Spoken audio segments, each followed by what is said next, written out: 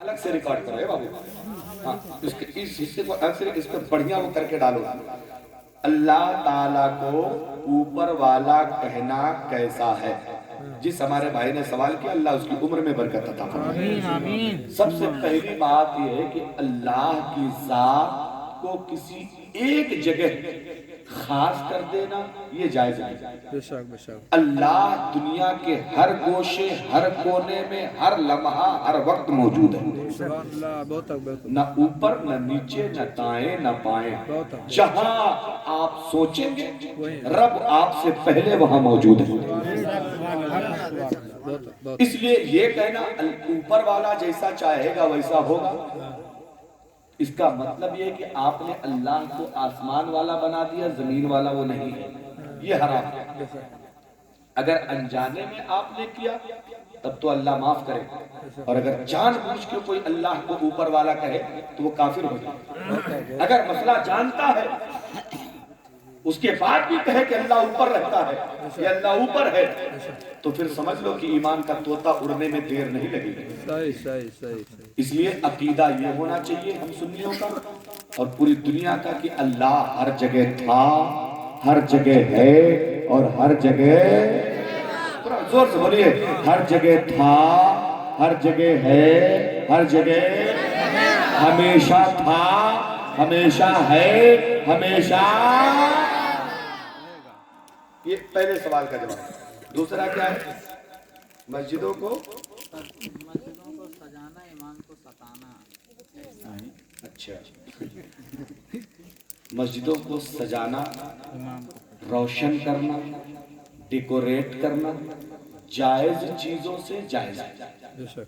नाजायज चीजों से सजाएंगे तो नाजायज। जायज चीजों का मतलब फूल लगाना जायज है। जायज चीजों का मतलब रोशनी करना। अब रोशनी पहले लालटेन चलती थी, चराग चलता था, चराग जलाया जाता। अब बल्ब चलता है, राड चलता है, मरकरी चलती है, हैलोजन चलता है, एलईडी चलती है। तो जिस जमाने में जो चले, जो जायज चीजों से मस्जिदों को रोशन करे, सजाए तो जायज। और अगर कोई नाजायज चीज आप उसमें लगाते हैं, ऐसी चीज सुलगाते हैं जिसमें गंदगी पड़ी हुई है, तो ऐसी चीजों में, ऐसी अगरबत्ती, ऐसा लोबान, ऐसी मोमबत्ती वगैरह अगर जिसमें कोई गलत चीज पड़ी है, तो ऐसी चीजों को मस्जिद में लगाना, सजाना जायज नहीं। और सजाने के बारे में बहुत प्यारी हदीस सुनो, जोर से कहते हैं सुभान अल्लाह। हजरत तमीम दारी रज़ियल्लाहु ताला अन्हु नबी के सहाबी हैं, मुल्क शाम में रहते थे। बाजार, बहुत बड़े बिजनेसमैन थे। बाजार में गए ना तो एक फानूस कह ले आप, उसको कह लो, पहले क्या वो पुराने जमाने में लटकता था, ऊपर रोशनी रहती थी, आजकल उसको झूमर कहा जाता है, गुलदस्ता, झूमर। अब तो डिजिटल हो गया, पहले उसमें तेल डाल के बत्ती लगा दी जाती तो वो जलता था। बाजार गए तो उन्होंने देखा बड़ा खूबसूरत है, खरीद लिया, अपने नौकर को बैठाया, लेके मदीना आ गया। मस्जिद नबवी में पहुंचे तो मगरिब के टाइम से थोड़ा सा पहले का वक्त, मस्जिद में पहुंचे और अपने नौकर से कहा इसको मस्जिद में लगा दो, चारों तरफ रोशनी लगा दी गई। मगरिब की नमाज पढ़ने जब हमारे पैगंबर आए ना तो देखा मस्जिद रोशन, मस्जिद सजी हुई है, बड़ी खूबसूरत रोशनी। नबी फरमाती है किसने किया? हजरत तमीम दारी का, या रसूल अल्लाह ये मैंने किया है और किसी के कहने पे नहीं, अपनी मर्जी से किया है। नबी फरमाते हैं तमीम दारी, जो बंदा अल्लाह की मस्जिद को सजाता है, अल्लाह ताला उसके लिए जन्नत में घर सजा देता है। ये एक इनाम। आगे हजरत तमीम दारी से मेरे मुस्तफा फरमाते हैं, तमीम दारी तुमने इतना अच्छा काम किया है, अगर मेरी कोई बेटी होती तो मैं उसका तुमसे निकाह कर देता, लेकिन मेरी बेटियों की तो शादी हो चुकी है। नबी के चचा वही बैठे थे, चचेरे भाई। उन्होंने कहा या रसूल अल्लाह आपकी नहीं है तो मेरी तो है ना, ये भी तो आपकी बेटी है। या रसूल अल्लाह मेरी बेटी का आप इनसे निकाह फरमा दीजिए। मस्जिद सजाने की बरकत से अल्लाह ने सहाबी रसूल को अपने खानदान की बेटी, अल्लाह के नबी ने सहाबी रसूल को अपने खानदान की बेटी निकाह में अता फरमाया। इसलिए मस्जिदों को सजाना जायज चीजों से जायज। तीसरा सवाल हजरत, वो तो यार पहले बता दिया मैंने, ये सवाल आने से पहले बताया ना, इमामों को सताना जायज नहीं है। कोई गलती हो जाए ना تو اس غلطی کو مجمع میں لے جا کے مت بتاؤ، کنارے بلا لو امام صاحب کو، ان کو بتا دو حضرت یہ کمی ہے، گاؤں میں اس پہ بات چیت ہونے لگے گی، لوگ برا بھلا کہیں گے، اگر سچ میں وہ دیندار ہوگا تو آئندہ سے وہ غلطی نہیں کرے گا، سدھار لے گا۔ سمجھ رہے ہیں؟ اور ستانے کا مطلب یہ ہو گیا کہ غلطی ہوئی مسجد میں بتا رہا ہے ہوٹل پہ، غلطی ہوئی مسجد میں بتا رہا چوراہے پہ، یہ تم نے امام کو ذلیل کیا، امام کو تکلیف پہنچایا، اور نبی فرماتے من اذل مومن فقط اذانی ومن اذانی فقط اذل اللہ، جس نے کسی مسلمان کو تکلیف پہنچائی نبی فرماتے اس نے مجھے تکلیف پہنچائی، جس نے مجھے تکلیف پہنچائی اس نے خدا کو تکلیف پہنچائی، اور خدا و رسول کو تکلیف پہنچانے والا مسلمان ہو سکتا ہے؟ اس لئے اماموں کو نہ ستائیں۔ امام نبی فرماتے ہیں سچا پکا مسلمان وہ ہے جس کی زبان سے بھی مسلمان سلامت رہے اور جس کے ہاتھ سے بھی مسلمان سلامت رہے، یعنی اپنے ہاتھ سے کسی کو تکلیف نہ پہنچائے اور اپنی زبان سے بھی کسی کو نہ تکلیف پہنچائے۔ حضرت علی فرماتے ہیں کہ زخم چاقو سے، چھری سے، تلوار کے زخم سے تو زخم بھر جاتا ہے، لیکن زبان سے دیا ہوا زخم کبھی بھرتا۔ اس لیے اماموں کو ستانا، امام تو چھوڑو، امام تو بہت بڑا ہو گیا، عام مسلمان کو ستانا جائز نہیں۔ بہت بڑا دیکھیں سنت ہے تکبیر کو بیٹھ کے سنا جائے، جب مؤذن حی علی الصلاۃ اور حی علی الفلاح پہ پہنچے تب کھڑے ہوا جائے، یہ سنت ہے۔ اور آج کل یہ سنیوں کی پہچان ہے، کہیں مسجد میں آپ جائیں اگر تکبیر شروع ہوتے ہی سب پھٹا پھٹ کھڑے ہو گئے تو سمجھ لو مال ڈپلیکیٹ ہے، ڈبل 12 کمپنی والوں کی مسجد ہے۔ اور اگر بیٹھ کے سنیں اور انگوٹھا چوم رہے ہیں تو پھر سمجھ لو مال اوریجنل ہے۔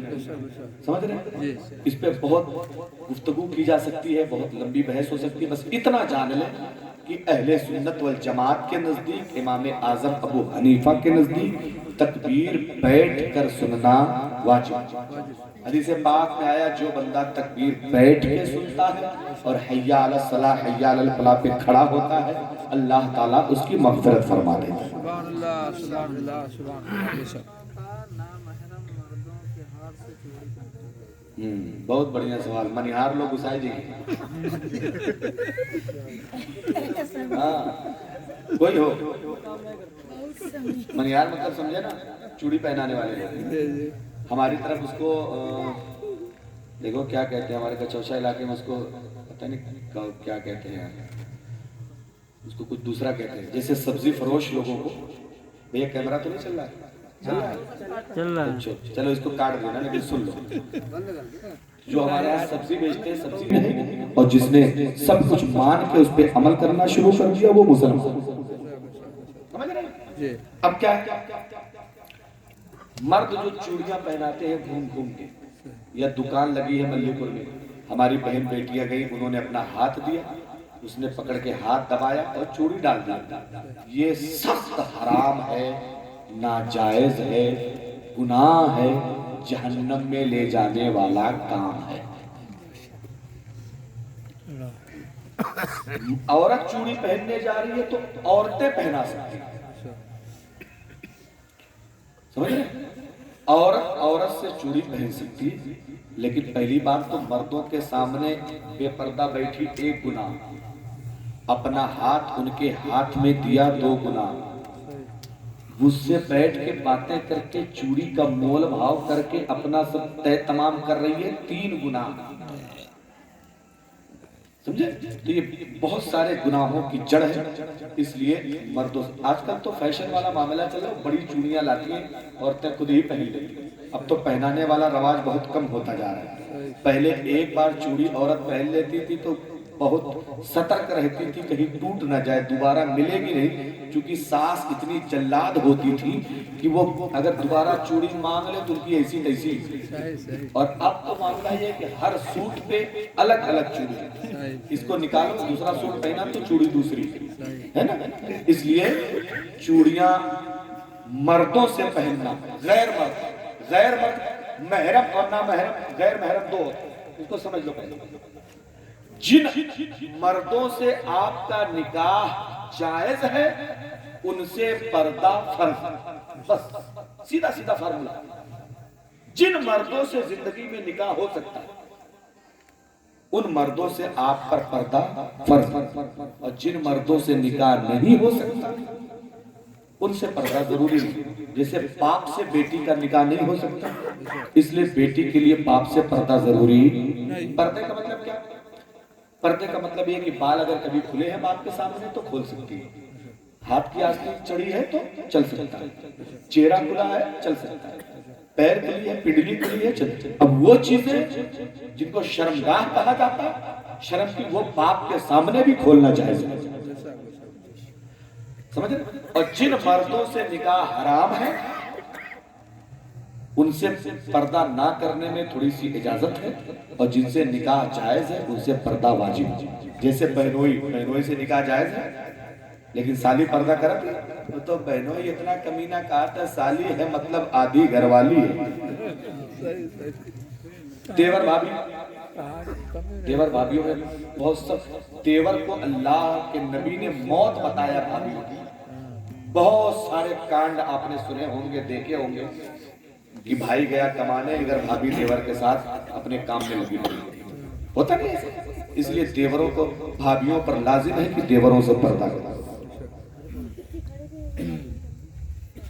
और तीसरा सवाल चौथा, गुर्दा, किडनी, वो जो आता ना इसको किडनी कहते हैं, गुर्दा कहते हैं।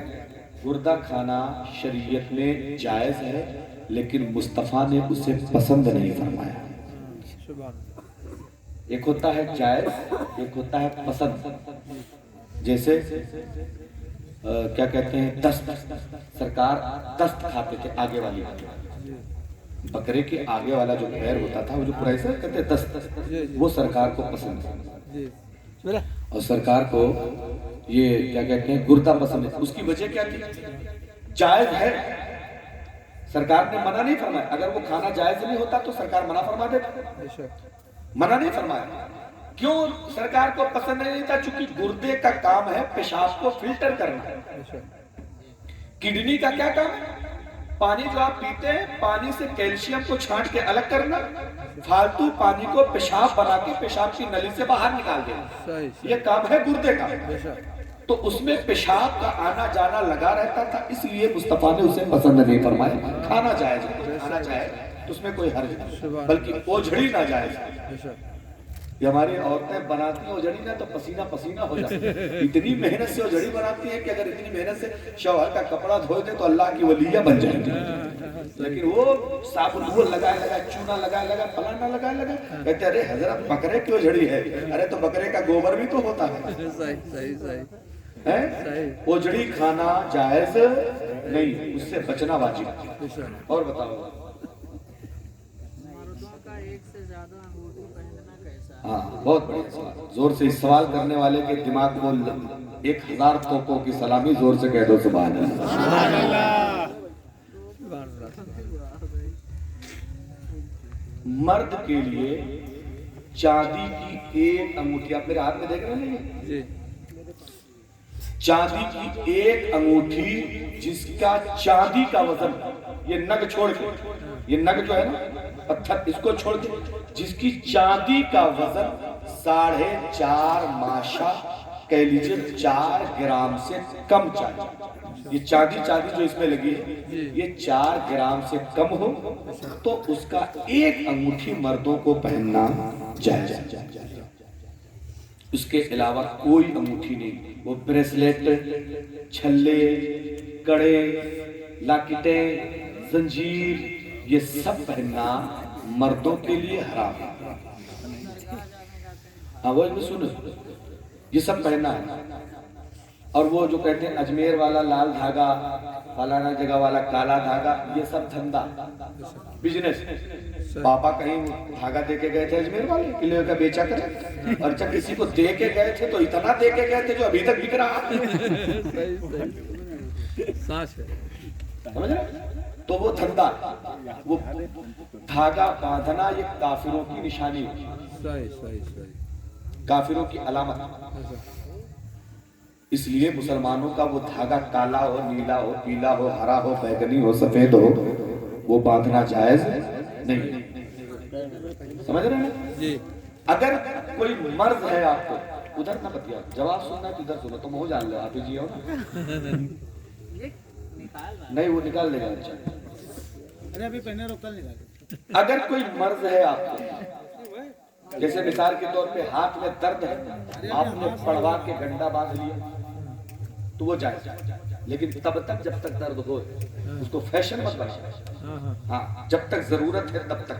बेशक अज़रूरात, शरीयत का एक ज़ाब्ता, अज़रूरात तुबीहुल महज़ूरात, जरूरतें कभी कभी नापसंद चीजों को भी मुबाह बना देती हैं। हाँ हाँ सुभान जैसे आपको पेशाब लगी है, बेशक हुक्म क्या है शरीयत में? बैठ के किया जाए। बेशक लेकिन कोई ऐसी जगह जहां बैठने का जुगाड़ ही नहीं, हाँ ऐसी जगह जहां कीचड़ है, ऐसी जगह जहां गंदगी है, बैठेंगे तो और कपड़े खराब होने का डर है। ऐसी जगह पे शरीयत ने इजाजत दिया कि खड़े खड़े पेशाब करना जायज है, लेकिन जहां बैठने की सहूलत है वहां खड़े होके करना जायज नहीं है। बेशक अब ये कोई